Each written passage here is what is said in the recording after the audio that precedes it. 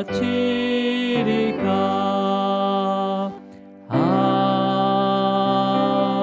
아멘. 우리 하나님의 말씀 보도록 하겠습니다. 하나님의 말씀 민수기 3장 39절 말씀입니다. 민수기 3장 39절 말씀. 자, 우리 한 목소리로 합독하도록 하겠습니다. 자, 함께 읽습니다. 시작. 모세와 아론이 여호와의 명령을 따라 레위인을 각 종족대로 계수한즉 1개월 이상 된 남자는 모두 22,000명이었더라. 아멘. 기도하겠습니다. 주님 감사합니다. 한 주간 또 은혜 가운데 또 감사함으로 또 믿음으로 드려진 귀한 물질과 또 시간과 재능 또 우리의 마음을 주님께서 받아주시고 또 특별히 이 물질들이 흘러가는 곳마다 주님의 나라와 그 영광을 드러날 수 있도록 인도하여 주시옵소서. 오늘도 또 갈급한 마음으로 또 이 자리에 나왔습니다. 성령님께서 그 말씀을 또 듣게 하시고 그 말씀에 들어가 있는 하나님의 그 깊은 사랑과 그 은혜를 누리며 또한 우리가 믿음으로 다시 세상에서 넉넉하게 이겨갈 수 있도록 성령께서 함께하여 주시옵소서. 오늘 또한 그 이 말씀 주님께서 주신 말씀으로 믿고 또한 아버지여 받습니다. 주님, 우리의 믿음이 자랄 수 있도록 인도하여 주시옵소서. 주님 감사하고 이 모든 거 예수 그리스도 이름으로 기도드립니다. 아멘. 아멘. 우리 인사 나누도록 하겠습니다. 주님으로 사랑하고 축복합니다. 네, 주님으로 사랑하고 축복합니다. 네, 주님으로 사랑하고 축복합니다. 또 집에서 또 방송으로 예배드리는 우리 성도님 가정과 자녀 주님으로 사랑하고 축복합니다. 오늘 본문은 3장과 4장에 걸쳐서 함께 우리가 볼 텐데요. 말씀 묵상할 텐데 오늘 본문은 레위 자손들을 각각 이제 가문 그 종족별로 계수하라는 명령의 말씀입니다. 모세가 이제 먼저 하나님께서는 이제 모세에게 또 어떤 기준으로 계수하라는지를 우리가 먼저 15절 먼저 읽어볼게요. 15절 먼저 읽습니다. 시작. 레위 자손을 그들의 조상과의 가문과 종족을 따라 계수하되 1개월 이상 된 남자를 다 계수하라. 자, 보면 보세요. 지금 3장 이제 오늘 본문이 시작되는 14절부터 이제 4장까지의 내용을 이제 그림으로 딱 나타내면 자, 이렇습니다. 네. 여러분 받은 시트 있죠? 시트? 네, 거기에 보면 이렇게 검정색과 숫자로 기입이 돼 있어요. 검정색과 빨간색으로 기입이 됐는데 저는 이제 빨간색 괄호 안에 있는 빨간색 숫자가 이 3장의 내용이고 괄호 바깥에 있는 검정색 글자가 이 4장의 내용이에요. 그리고 이제 괄호 여러분이 이제 저 시트에는 가로로 되어 있지만 우리 앞에 PPT에는 이제 이렇게 각각의 종족별로 또 해야 될 일들에 대해서 기록이 되어 있습니다. 이 내용이 바로 3장과 4장이에요. 이제 다 끝난 거예요. 이거 지금 이걸로. 근데 여러분 하나님께서는요 다른 지파를 계수할 때는요 싸움에 나갈 수 있는 20세 이상의 남자들을 계수하라고 하셨어요. 그죠? 그렇게 기준을 정했습니다. 근데 이제 오늘 지금 읽은 이 구절에서는요 어떻게 계수하라고 했습니까? 레위 자손을 계수할 때 1개월 이상 된 남자를 계수하라는 거예요. 여러분 1개월 이상 된 남자를 계수하라는 것은요 어떤 기준이나 조건보다는 뭐냐면 존재 그 자체를 계수하라는 거예요. 그죠? 그렇잖아요. 뭐 1개월 이상 된 거에 대해서 무슨 뭐가 있으면 기준이 있는 게 아니라 그냥 존재 그 자체. 그 당시에는 지금 1개월 이상 돼야지 태아가 살 수 있는 확률이 높다고 생각했기 때문에 하나님 때도 그 기준을 정해서 1개월 이상 된 남자를 계수하라라고 이렇게 명령을 하십니다. 그래서 여러분 이 레위인의 계수 이렇게 계수하는 이 계수의 의미가 지금 그리스도인으로서 우리가 살아가는 데 있어서 어떠한 위로를 주는지를 우리가 함께 묵상을 할 거예요. 그죠? 네. 자, 그렇다면 여러분 모세는 이제 하나님께서 이렇게 정해주신 기준을 가지고 레위인들을 가문별로 계수하게 됩니다. 자, 우리 먼저 레위인의 가문, 종족별로 종족이 어떻게 되어 있는지를 우리가 또 17절 한번 읽어봐야죠. 17절 시작. 레위의 아들들의 이름은 이러하니 게르손과 고핫과 무라리요. 자, 레위인의 아들이 몇 명입니까? 3명이에요. 3명. 그죠? 그래서 이 게르손과 고핫과 무라리 그 이름 밑으로 해서 그 종족들이 이게 번성을 하게 된 거죠. 자, 그러니까 이렇게 게르손, 고핫, 무라리 이 레위는 이렇게 세 개의 종족으로 이게 가문으로 나눠지게 됩니다. 자, 그리고 이제 각각의 가문별로 계수를 한 다음에 이제 3장의 쭉 내용을 보면 그다음에 또 각각의 가문이 심우할 내용들을 알려줍니다. 이제 성막에서 일해야 될 여러 가지 일들을 하나하나 이렇게 알려주게 되죠. 자, 그러면 여러분 우리가 레위 지파 이 레위 아들들 이름 중에서 좀 유심히 봐야 될 이름이 바로 고핫 가문의 이름입니다. 고핫. 예. 여러분 고핫이라는 것을 기억하시길 다른 가정 잊어버려도 모르겠지만 고핫이라는 이 가문에 대해서는 잊어버리지 마시기 바랍니다. 자, 우리 19절 한번 읽어볼게요. 자, 19절 시작. 고핫의 아들들은 그들의 종족대로 이러하니 아므람과 이스할과 헤브론과 우시엘이요. 네. 자, 우리 고핫의 아들이 몇 명이 있습니까? 여기서는요. 4명이 있어요. 자, 누가 있냐면 아브람과 이스할과 그다음에 헤브론과 우시엘이 있습니다. 이 4명 중에 물론 다 외워도 좋겠지만은 이 중에 레이의 둘째 아들 고핫의 아들 중에서 지금 이 4아들 중에서 첫 번째 아들인 아므람이 누군지 여러분 아십니까? 네. 이 아브람만 기억하시기 바랍니다. 이 아므람이 누군지를 우리가 민수기 26, 물론 출애굽기에도 있지만 민수기 26장 59절을 읽어볼게요. 자, 함께 있습니다. 시작. 아므람의 처의 이름은 요게벳이니 레위의 딸이요 애굽에서 레위에게서 난 자라. 그가 아므람에게서 아론과 모세와 그의 누이 미리암을 낳았고. 자, 그러면 고핫 자손에 4명의 아들이 있는데 그 중에 아므람의 자녀들이 누가 포함되어 있습니까? 아론과 모세와 그의 누이 미리암이 있는 거예요, 그렇죠? 자, 여러분 요 계보는 여러분이 좀 이렇게 기억을 해주셔야 되는 거예요, 그렇죠? 예. 자, 그러니까 다른 거 몰라도 여러분 모세와 아론과 모세 특히 이제 미리암까지 포함해서 어떤 가문이다? 고핫 가문의 아므람의 자녀다라고 이렇게 기억하시면 돼요, 그죠? 그럼 하나님께서는요, 아론을 제사장의 가문으로 택하셨어요, 그죠? 그러면 이제 레위 밑에 누구 가문으로 가는 거예요? 고핫 가문으로 가고 고핫에 4명의 아들이 있었는데 그 4명 중에 그 아론은 아므람의 자손 중에서 첫째 아들이라는 거, 이 계보를 이제 다음 주에 제가 이거 그림을 그려서 알려드릴게요. 그래서 그 계보라는 것을 여러분 기억을 하셔야 됩니다. 그러니까 하나님께서는요, 레위 지파 중에서 고핫 가문을 택하시고 또 고핫 가문 중에서 아므람의 자녀 중에 아론과 그 자손들에게 제사장을 맡기신 거예요, 그죠? 맡기신 겁니다. 자, 여러분 나중에 이제 이 민수기 16장에 가면요, 제사장직에 대해서 반란을 일으켜요. 반란을 일으키는 사건이 납니다. 그게 그 사람이 말하는 고라라는 사람이에요. 고라라는 사람. 근데 이 고라라는 사람은요, 고핫의 손자예요. 그러니까 지금 어떤냐면 고핫의 아들에는 아므람과 이스엘과 헤브론과 우시엘이 있다고 했잖아요, 그죠? 근데 아므람의 바로 밑에 동생 이스할의 자녀예요, 자녀. 그러니까 아론의 사촌이 반란을 일으킨 거죠. 자, 여러분, 그러니까 계보로 봤을 때 분명히 하나님께서는요, 이 아론의 자손, 아론의 자녀들에게, 아론과 그 자녀들에게 제사장의 직무를 줬기 때문에 이 계보로 봐서도 전혀 다른 계보이기 때문에 제사장이 될 수 없는 거예요. 근데 그것을 요구했다는 거죠. 단지 이 고핫 자손의 이들은 누구죠? 이 고라는요, 그냥 고핫 자손에게 맡겨진 그 성막에서의 일들을 심호하기만 하면 되는 거였어요. 근데 그것을 넘어간 거죠. 네.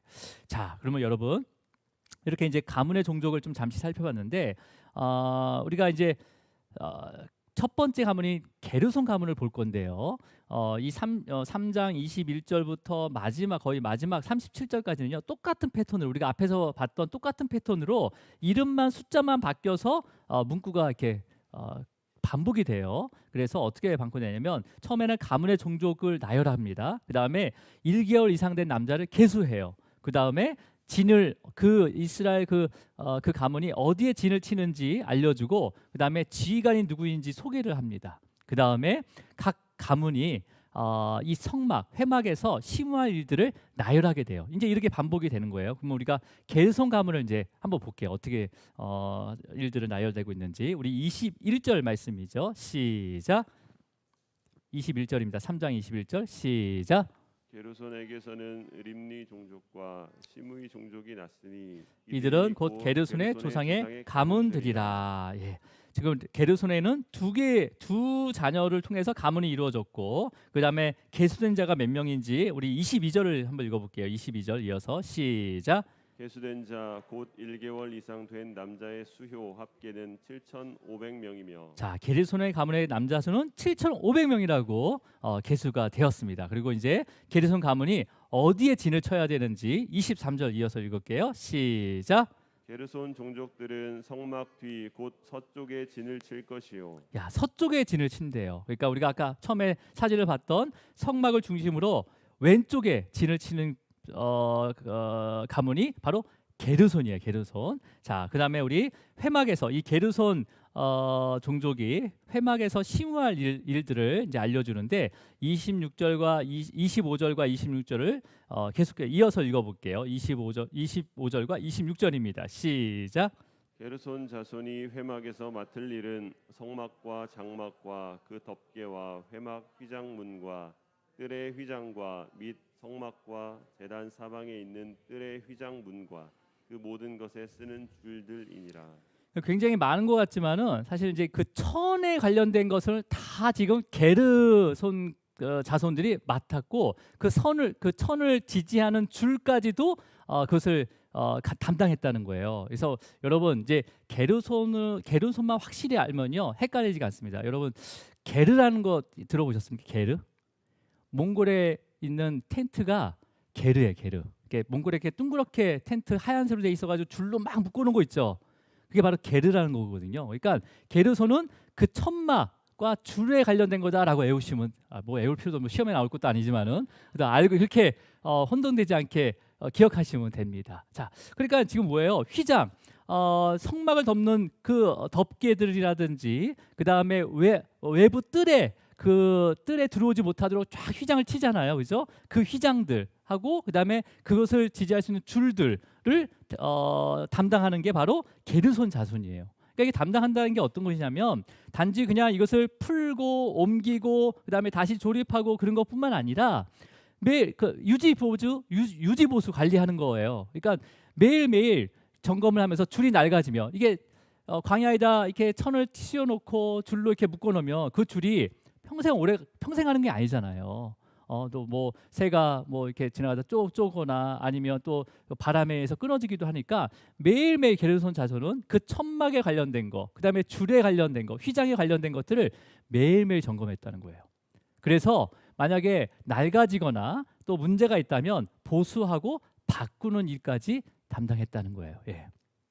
자, 그러니까 이제 매일매일 그냥 출근해서 뭐 휘장에 관련된 거 이 맡은 것들을 계속 점검했다는 거죠. 자, 그러면 다음에는 이제 고핫 자손이 나오는데 고핫 자손을 보기 전에 무라리 가문을 먼저 보도록 하겠습니다. 무라리 가문. 자, 그러면 무라리 가문은요 말리와 무시 종족으로 구성이 되는데 이제 계수된 인원을 그냥 보겠습니다. 34절이에요. 34절로 갈게요. 시작. 그 계수된 자 곧 1개월 이상 된 남자는 모두 6,200명이며. 자, 1개월 이상 된 남자는 모두 6,200명이라고 돼 있습니다. 그리고 이 무라리 가족은요 성막의 위쪽 북쪽에다 진을 치게 됩니다. 그렇다면 이제 이 무라리 자손들이 가문 종족들이 성막에서 심우할 일이 무엇인지를 우리 36절과 37절을 이어서 읽을게요. 시작. 무라리 자손이 맡을 것은 성막의 널판과 그 띠와 그 기둥과 그 받침과 그 모든 기구와 그것에 쓰는 모든 것이며 뜰 사방 기둥과 그 받침과 그 말뚝과 그 줄들이니라. 자, 여기서도 이제 무라리 앞에 게르손이 그 덮개와 휘장을 이렇게 담당하고 그 휘장을 지지하는 뭐 줄을 담당했다면 이 무라리 자손은 그 휘장을 세울 수 있는 기둥들 있죠. 모든 기둥들. 그러니까 지성소를 세우는 널판도 기둥이잖아요. 그죠? 널판들뿐만 아니라 외부에 그 기둥을 박아가지고 휘장을 쫙 둘러야 되잖아요. 그죠? 그래서 이 기둥들에 관련된 것을 관련된 기구들을 감당을 했다는 거예요. 그죠? 물론 이들도 어떻게 했습니까? 매일매일 출근해서 기둥이 잘 세워져 있는지 그다음에 보수하고 또 낡아지면 새로운 기둥으로 또 바꾸고 그다음에 받침대가 또 문제가 있으면 그 받침대도 뭐 교체하거나 그렇죠. 이렇게 유지 그런 일들을 이렇게 계속해서 매일매일 했다는 거죠. 자, 그러면 이제 고학 가문이에요. 고학 가문. 자, 고학 가문. 자, 우리 한번 고학 가문을 보겠어요. 고학 가문에는 누가 포함되어 있다고 했죠? 모세와 아론이 포함된 고학 가문을 볼게요. 자, 먼저 고학 가문 밑에는 우리 앞에서 본 것처럼 아므람과 이스알과 헤브론과 우시엘 네 개 종족이 있는데 계수된 자는 총 8,600명이 됩니다. 자, 그러면 이들은 고학 가문은요 남쪽에 진을 치게 돼요. 남쪽을. 자, 근데 이들이 어떤 일을 심호하게 되는지 우리 31절로 가겠습니다. 다시 앞쪽으로 가서 31절이에요. 자, 함께 있습니다. 시작. 그들이 맡을 것은 증거궤와 상과 등잔대와 제단들과 성소에서 봉사하는 데 쓰는 기구들과 휘장과 그것에 쓰는 모든 것이며. 자, 지금 고앗 자손이 담당할 기구들이 뭐냐면 맡게 되는 것은 뭐라고 되어 있습니까? 증거궤, 상, 이게 진설상이죠. 그 다음에 등잔대, 그 다음에 제단과 성소에 사용된 모든 기구들을 맡게 됩니다. 예. 휘장과 이 휘장은 지성소에 사용되는 휘장이에요. 그러니까 아까 휘장을 덮개나 천막을 관리하는 사람이 관리하는 종족이 어느 종족이라고 했습니까? 게르 종족. 예, 벌써 잊어먹은 거 아니죠? 이렇게 몽골의 게르죠. 게르 종족. 근데 게르 종족도 휘장이나 천막을 다 하는데 지성소 안에 있는 휘장은 맡지 않았습니다. 어떤 종족이 맡았냐면 고핫 자손이 맡은 거예요. 예. 그러니까 고핫 자손은 성소와 지성소에 있는 것들을 담당했다는 거죠. 그죠? 이해하셨습니까? 그러니까 여러분 이제 고핫과 게르손과 무라리 자손이 뭐뭐 담당했는지 이제 머리에 조금 들어오세요? 자, 예. 매번 반복해야 돼요. 뭐 한 번에 들어오진 않습니다. 자, 그렇다면 여러분, 그러니까 이렇게 보면요, 아무나 들어가지도 못하는 그 성소의 모든 성물을 맡은 자손이 어떤 자손이 되는 거예요?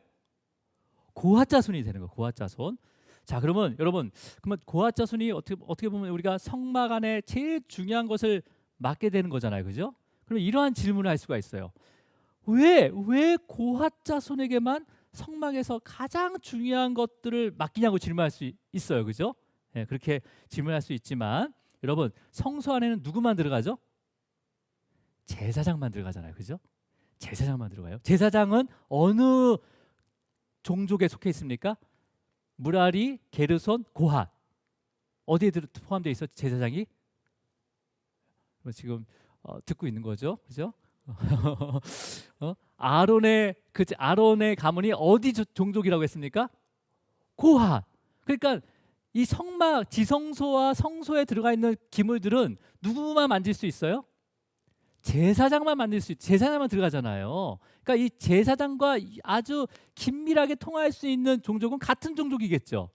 그래서 이 성소의 모든 기물과 성물들은요 고핫 자손이 담당하게 되는 거예요. 자, 그러면 그렇게 이제 생각하면요, 이 제사장 아론이 속해 있기 때문에 고핫은 제사장 아론이 속해 있는 종족이니까 특혜를 준 거 아닌가라고 또 생각할 수 있어요, 그죠? 충분히 그렇게 생각할 수 있습니다. 왜냐하면 성경에도 이렇게 생각했거든요. 자, 그렇다면 여러분, 근데 실제적으로는요, 다른 레위 가문들은요, 직접적으로 성막에 관련된 기구들을 만들 수 있었습니다. 하지만 고핫 자손들은요 맡겨진 이 성소의 기물, 이 성물들을요 직접 만질 수가 없었어요. 예. 하나님께서 정해준 방법으로 제사장이 성소의 모든 기물을 분해해서 포장을 합니다. 그게 4장에 나와요. 포장을 해놓으면 고핫 자손은요 단지 그것을 옮기는 일만 담당했어요. 옮기는 일만. 만약에 고핫 자손이 그 포장된 것을 또 잘못 만지기라도 하면 죽임을 당하게 됩니다. 그 말씀이 4장 15절에 기록이 되어 있어요. 우리 4장 15절 한번 볼게요. 자, 함께 읽습니다. 시작. 진영을 떠날 때에 아론과 그의 아들들이 성소와 성소의 모든 기구 덮는 일을 마치거든 고핫 자손들이 와서 맬 것이니라. 그러나 성물은 만지지 말라. 그들이 죽으리라. 회막 물건 중에서 이것들은 고핫 자손이 맬 것이며. 그러니까 여러분 다윗이 그 언약궤를 긁고 올 때 이게 제대로 이렇게 이런 것들을 잘 몰랐기 때문에 사실은 그 언약궤를 이게 쓰러지는 언약궤를 잘못 받은 사람이 죽게 된 거예요. 자, 그렇다면 여러분 고핫 자손은요 아론과 그의 아들들이 이 성소 진영을 떠날 때, 그러니까 행군을 시작하기 전에 성소와 그 지성소의 모든 기구를 포장을 합니다. 각각의 이렇게 맞게 포장하는 방법도 질서를 다 정해주셨어요. 4절을 읽어보시면 그렇게 포장한 것들을 만질 수도 없고 그냥 메고 옮겨야만 되는 거예요. 그래서 여러분 언약궤나 그 다음에 진설상이나 분향단을 만들 때 뭘 만들었습니까? 하단에 고리를 만들었어요. 기억나세요? 고리를 만들어 가지고 조각목 막대기를 또 금으로 싸 가지고 거기에 끼워 가지고 옮길 수 있도록 딱 만들어 놨어요. 그러니까 막대기를 어디다가 따로 보관해 가지고 야 옮겨 하면 막대기를 껴 가지고 옮기는 게 아니라 그냥 껴져 있는 거예요. 거기에 성소 안에. 그래서 그 안에다 모든 기물들을 올려놓고 그다음에 더 여러 가지 색깔 덮개로 딱 덮은 다음에 그냥 고핫 자손 그럼 메고만 가는 거예요. 메고만 가는 거예요. 자, 여러분, 물론 레위 지파 모든 가문들은요 이러한 그런 각각의 임무뿐만 아니라 매일 아침 성막에 들어가서 아론의 직무와 지난주에 우리가 살펴봤죠. 아론의 직무와 회중의 직무를 위해서 심우해야 했습니다. 그렇죠? 그리고 성막을 또 지켜야 했어요.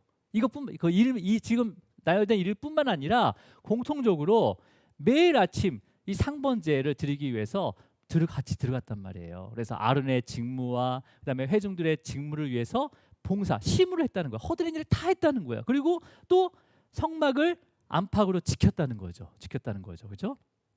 자, 그렇다면 여러분 우리가 이렇게 봤을 때 제일 허드렛 일을 한 족속은 어느 족속일까요?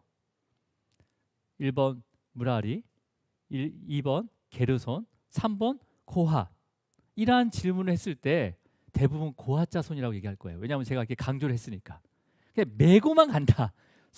성물의 기구를 뭐 만져보지도 못하고 제사장이 다 쌓아놓은 거 그냥 그 막대기도 끼는 것도 아니고 그냥 낀 거를 메고만 가는 그 족속 고핫 족속이 가장 허드렛 일을 하는 게 아닌가 오히려 그렇게 생각할 수 있습니다. 예.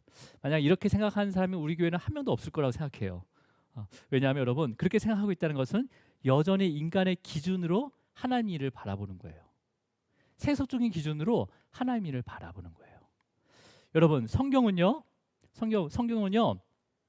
성막에 관련된 일은요 어떤 일이든 하나님 보시기에는 다 귀하고 중요한 일이에요. 성막을 각각의 족속들이 나눠서 하고 있지만 또 제사장이 또 그 일들을 집행하고 있고 또 감독하고 있지만 어떤 일이든 모든 일은 하나님께서 귀하게 보신다는 거예요.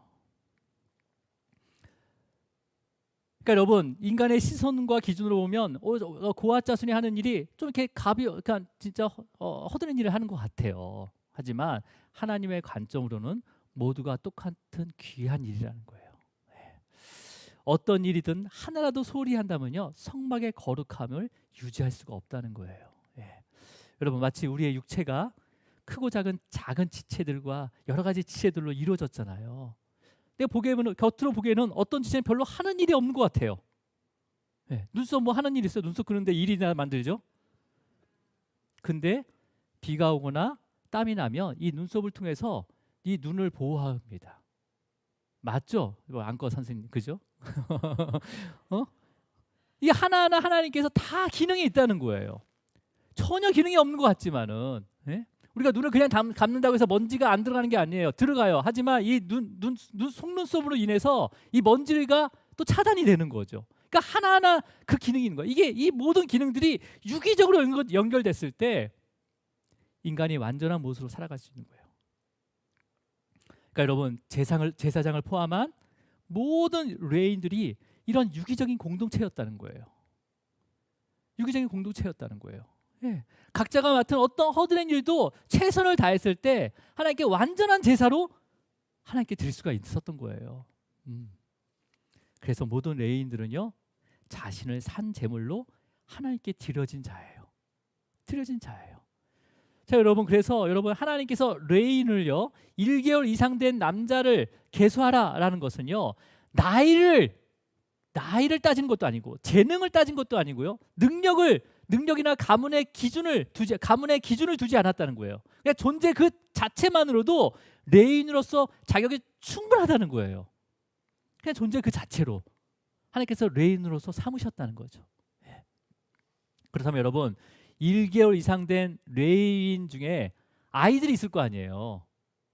있어요, 없어요?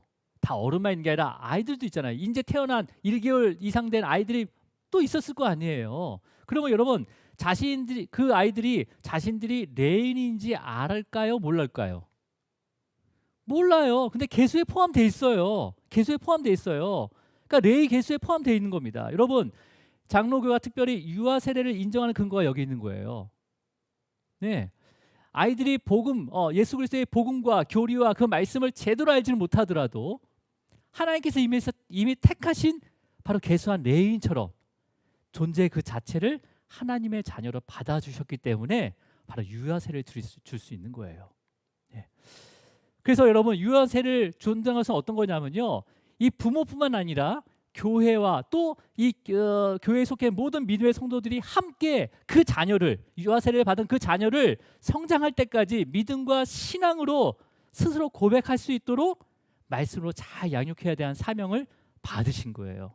그러니까 내 아이만 아니라 우리 교회 안에 있는 모든 아이들은요, 모든 성도들이 믿음과 그 신앙을 잘 가르쳐야 된다는 거죠.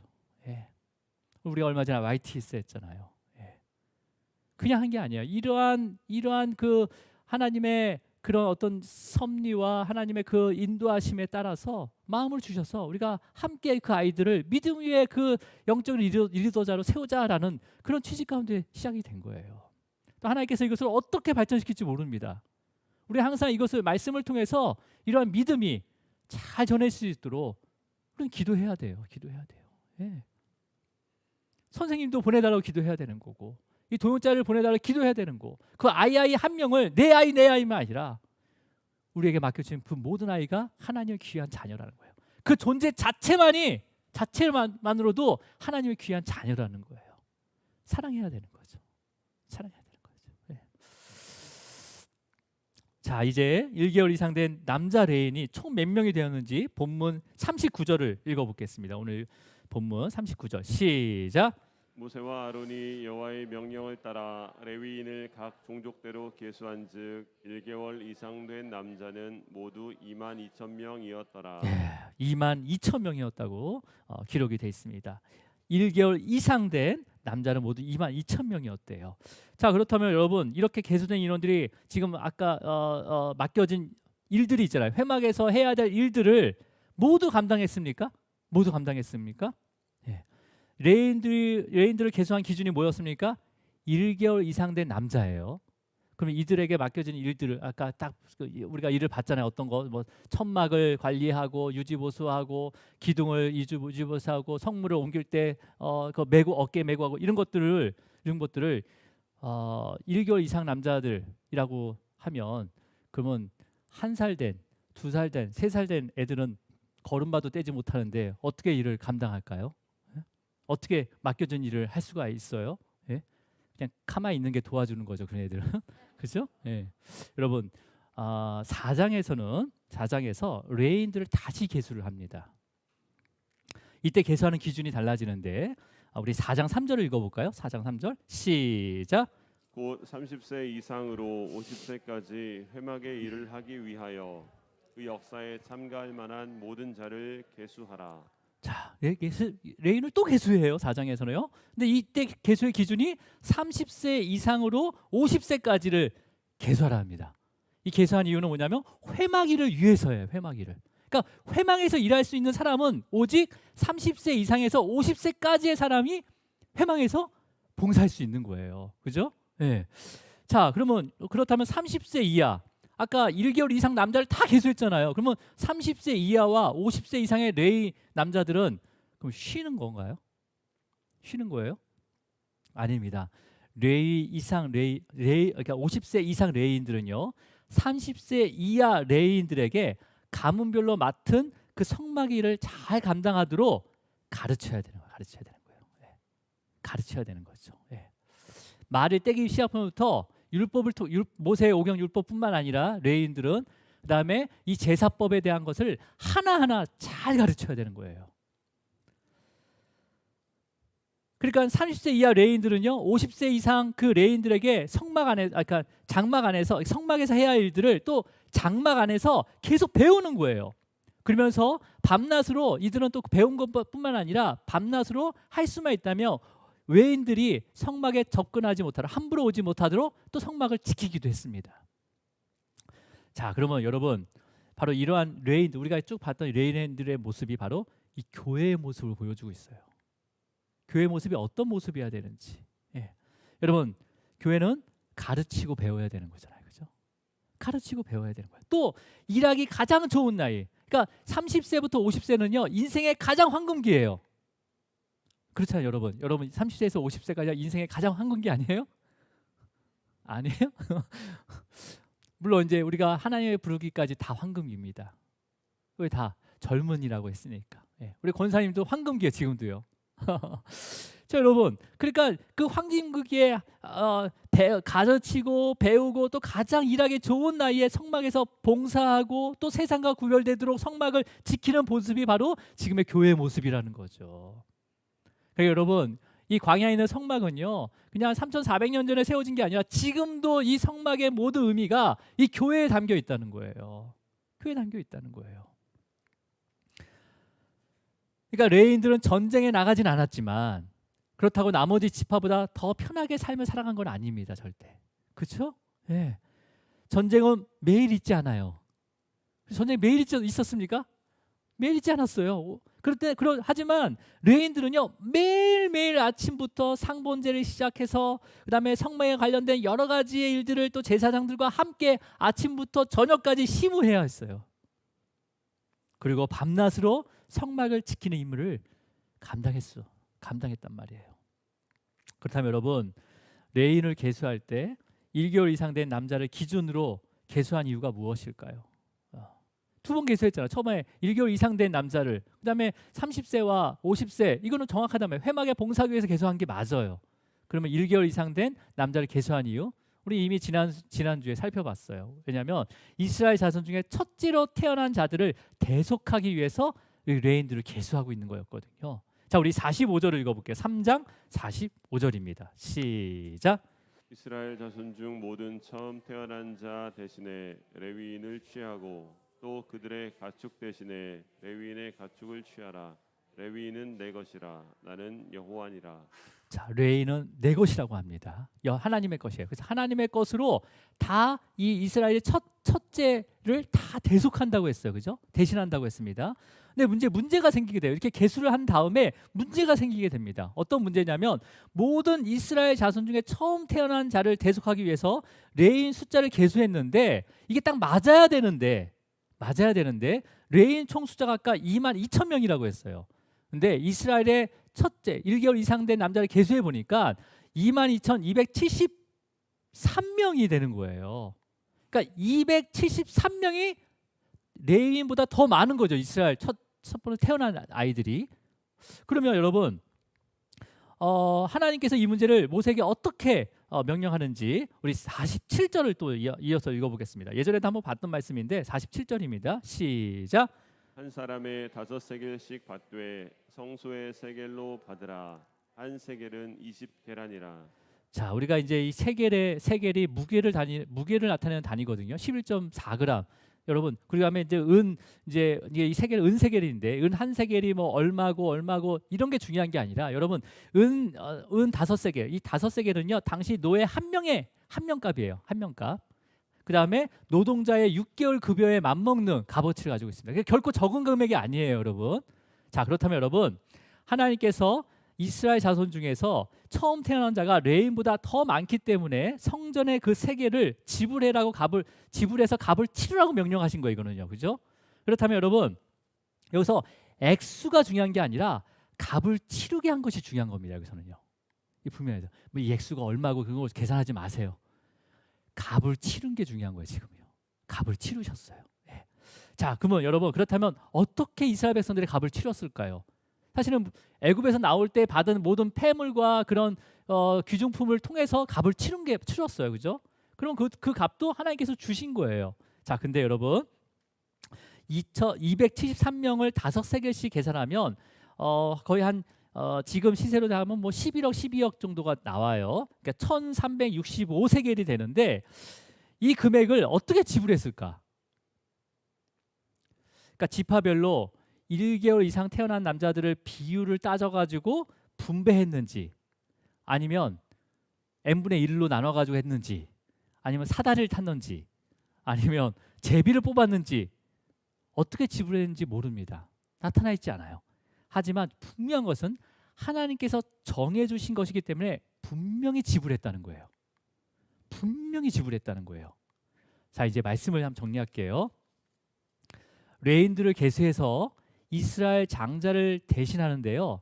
계수된 그 레인의 숫자가 부족하자 값을 정확하게 치르게 하셨어요. 그죠? 그 모자란 것을 그냥 받은 걸로 칠게, 그게 아니라 정확하게 치르게 하셨단 말이에요. 그렇다면 여러분, 이것을 통해서 하나님께서 뭘 나타내는 거냐면 300만 명에 가까운 이스라엘 백성들이 얼마나 큰 대가를 치르고 구속을 받았는지를 알게 하신 거예요. 그런 생각하잖아요. 만약에 레인이 없었다면 그 값을 다 치러야 되는 거잖아요. 그러니까 300만 명이 넘는 그 이스라엘 백성들이 하나님의 어떤 값을 치르고 구속했다는 것을 알게 하신 거예요. 지금요. 이 성소의 세계를 치르게 한 것은. 자, 그러면 여러분, 저와 여러분도 구원받은 것은요, 믿음으로 구원받았지만 결코 값싼 구원이 아니라는 거예요.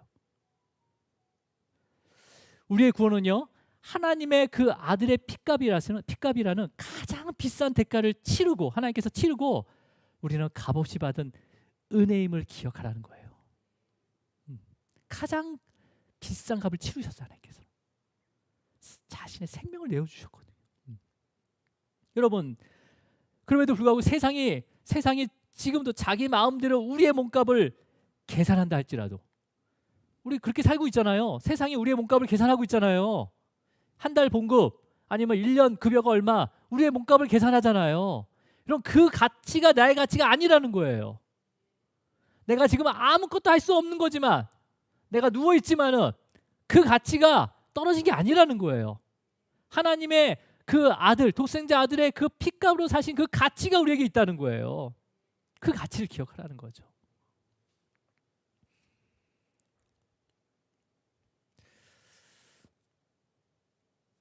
저와 여러분은 세상에서 가장 비싸고 존귀한 존재임을 믿으시길 바랍니다. 예. 지금은 아무것도 할 수 없다 할지라도, 내가 지금 뭐 할 수 있는 게 하나도 없더라도 여전히 하나님의 가장 귀하고 소중한 존재임을 기억하시고 일어나시기 바랍니다. 일어나시기 바랍니다. 예.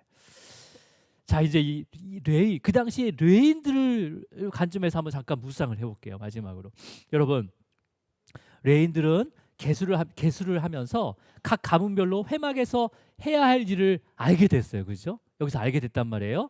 그러면 레인들이 하는 일이 주로 어디서 이루어집니까? 거의 대부분 성막 안에서 이루어져요. 성막 안에서 이루어지기 때문에 구체적으로 드러나지 않습니다. 구체적으로 드러나지 않아요.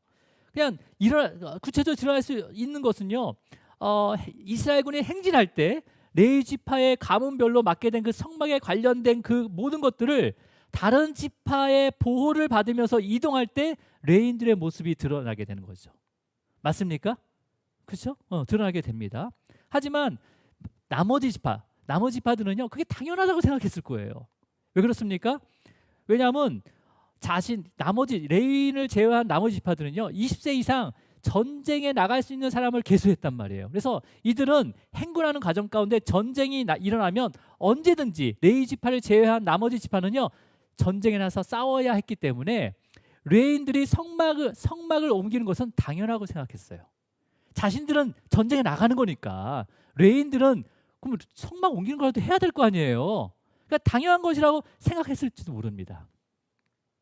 그리고 행군을 멈추고 그다음에 진영을 편성할 때, 물론 하나님께서 레위인들에게 성막을 먼저 세우고 그 중심으로 진영을 편성하라고 했기 때문에 다 그렇게 했을 거예요. 다 같이 함께. 근데 그 이후에, 그렇게 성막을 세운 이후에 레위인들은요, 레인들이 일하는 것을 볼 수 있는 것은 또 성막 안에서만 볼 수가 있습니다. 밖에서는 레인들이 어떤 일을 하는지 전혀 몰라요. 자, 근데 여러분 또 50세 이상 레인들은요, 자기의 장막 안에서 30세 이하 그 레인들에게 회막에서 필요한 그 직무들을 철저하게 교육시켰기 때문에 장막 밖에서는요 레인들을 만날 수가 없었습니다.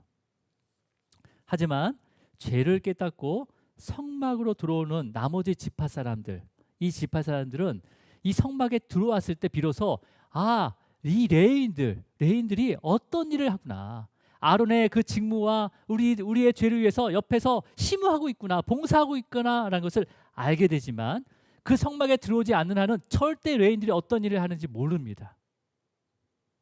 근데 레인들은 매일매일 상번제를 드리는 것을 도와주고 수많은 허드렛 일을 다 해야 되는 거죠. 그리고 여러분, 제사장은 구별된 옷을 입고 있었어요. 에봇과 그 조끼들이 있었어요. 근데 여러분, 일반 레인들은요 다른 지파와 구별할 수 있는 의복이 없었습니다. 그냥 밖에서 보기에는요 전혀 차이가 없어요. 레인인지 일반 지파인지 상관없어요. 제사장만 구별된 옷을 입었어요. 그러면 여러분, 레위 지파를 제외한 나머지 지파들은요 전쟁에 나가 이기고 돌아오면 전리품도 있고요 환영도 받습니다. 근데 레위인들은요 매일 피비린내 나는 그 성막 안에서 허드렛 일을 하는 이 레위인들은 아무것도 주어지는 게 없어요. 물론 성전에 드려진 제물 중에서 분명히 레위인들의 분깃이 있었어요. 근데 여러분, 이 땅을 차지하고 가나안 땅에 들어가서 이제 땅이 분배되고요. 그때 땅이 분배됐을 때 레인들이 땅을 분배 받았습니까? 안 받았습니까? 안 받았어요. 예. 그래서 사사기 때에 들어갔을 때 제사가 드려졌다는 내용이 하나도 없습니다. 사사기 말씀을 읽어보면요. 그렇다면 여러분, 레위인들의 생활은 어떻겠습니까? 제사가 전혀 드려지지 않았대요. 그러니까 레위인들에게 분깃이 없었다는 거예요. 그러니까 레위인들의 생활이 어려워진 거죠. 22,000명에 대한 레위인들의 생활이 팍팍해진 거예요. 그래서 레위인들이요, 많은 레위인들이 이 생계를 위해서 성막을 떠나기 시작했습니다. 사사기 때. 우리 사사기 새벽마다 보잖아요, 그렇죠? 네. 떠나기 시작했어요. 그래서 레위인들이 땅의 분배를 못 받았기 때문에 그냥 나그네처럼 다녔어요. 방황하고 다녔어요. 지금 그리스도인들이 이러한 나그네의 삶을 살고 있습니다. 예배 자리에 돌아오셔야 되는 거예요. 예배 자리에 돌아오셔야 되는 거예요. 네. 여러분, 사사기 17장에 가면요, 에브라임 산지에 미가라는 자가 자기 집에 산당을 짓게 됩니다. 그리고 에봇을 만들어요. 그래서 그 에봇을 만들어 놓고 나그네처럼 방황하는 그 레인 청년에게 일정한 급여를 주겠다고 하면서 제사장이 되어달라고 합니다. 그 레인 청년이 어떻게 했는지 아십니까? 흔쾌히 허락했어요. 아론의 가문도 아닌데 그 젊은 레인 청년이요 그냥 흔쾌히 허락을 했단 말이에요. 왜요? 이러한 배경이 있기 때문에 허락한 거예요. 레인으로서 인정받지도 않고 이제는 생계까지 어려워지니까 자기의 직무를 다 내려놓고 세상에 먹고 살기 위해서 떠난 거예요. 세상에 인정받기 위해서 떠난 거예요. 그러니까 아론의 가문도 아닌데도 불구하고 제사장 옷을 주고 급여를 주니까 흔쾌히 허락을 한 거죠. 흔쾌히 허락한 거죠. 여러분, 그리스도인들은요, 저와 여러분들은요, 세상에 인정받는 일을 하는 자가 아니에요. 물론 하나님께서 세워주시고 인정하시면 세상도 인정하게 됩니다. 하지만 먼저는 하나님께 인정받아야 되잖아요. 하나님께 인정받아야 되는 거잖아요. 예. 제가 설교를 준비하면서 내가 이 설교를 세상 사람들한테 인정받는 게 아니라 하나님한테 인정받는 설교를 해달라고 기도하게 되더라고요. 하나님께서는요 오직 그리스도인으로서 존재 그 자체를 가장 귀하게 여기십니다. 우리가 뭘 하고 막 그런 게 아니라 그 그리스도인으로서 그 존재 자체를 가장 귀히 여기신다는 거예요. 여러분, 그러면 그리스도인은 누구예요? 바로 예수 그리스도의 그 십자가의 피와 그 다음에 그 피가 어떤 피인지 어떤 값어치가 있는지를 그 은혜를 기억하는 자가 바로 그리스도인이라는 거예요. 또 어떤 자입니까? 세상이 나를 모른다 하더라도, 세상이 나를 무시한다 하더라도, 세상이 나를 인정하지 않는다 하더라도 그 하나님의 부르심에 순종하면서 나에게 맡겨진 그 일들을요 세상과 비교하지 않고 나의 일상의 삶에서 그 주님의 그 임재함을 드러내는 자들이 바로 그리스도인이라는 거죠. 네. 여러분, 오늘 1개월 이상 된 남자를 계수한 그 레이는요, 지금 저와 여러분에게 큰 위로를 줍니다. 큰 위로를 주고 있어요. 어떤 위로를 주고 있습니까? 우리의 그 존재 그 자체를 귀하게 여기신다는 거예요. 여전히 예수님께서 십자가 위에서 죽으실 때 우리의 이름 하나하나를요 주님의 마음에 새겨 놓으셨다는 거예요. 죽으실 때. 그래서 믿으시길 바랍니다. 여러분, 그 믿음으로 지금 나에게 맡겨주신 크고 작은 그 직분과 그 사명들을 끝까지 잘 감당하기를 주님으로 축원합니다. 기도하시겠습니다. 주님 감사합니다. 그 레인의 계수를 통해서 하나님께서 택하시고 구별하신 그 레인의 그 존재 그 자체를 귀히 여기신 것처럼 나를 택하여 자녀 삼으셔서 나의 그 존재 그 자체를 귀히 여기고 있다는 것을 알게 하시고 또 하나님의 자녀로 살도록 가장 비싼 값을 치르셨다는 그 은혜를 깨닫게 하심을 감사드립니다. 주님께서는 세상이 나를 인정해주지 않아도, 세상이 나를 무시하더라도, 또 모른다 하여도 그 그리스도인으로서 그 존재 그 자체를 원하고 계십니다. 우리가 마지막에 주님 앞에 섰을 때 주님께 인정받는 또 그 모든 것이 드러나게 될 것을 믿습니다. 이 세상에서 우리에게 맡겨주신 크고 작은 그 직분들과 그 사명들을 끝까지 충성되게 감당할 수 있도록 성령께서 함께하여 주시옵소서. 이 모든 것 나를 자신의 생명보다 귀히 여겨주신 예수 그리스도의 이름으로 기도드립니다. 아멘. 우리 다 함께 일어나셔서 찬양하겠습니다.